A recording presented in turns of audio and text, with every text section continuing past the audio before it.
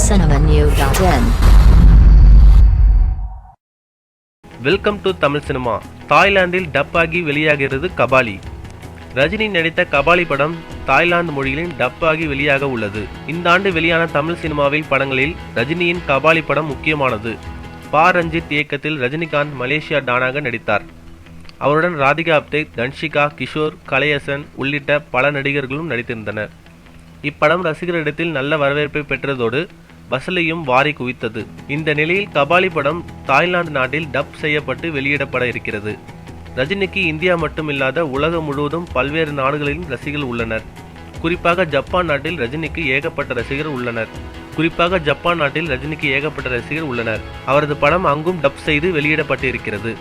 Japan தொடர்ந்து தற்போது இந்த வரிசையில் தாய்லாந்தும் இணைந்துள்ளது. கபாலி திரைப்படமானது அந்த நாட்டில் திரையிடப்பட உள்ளது.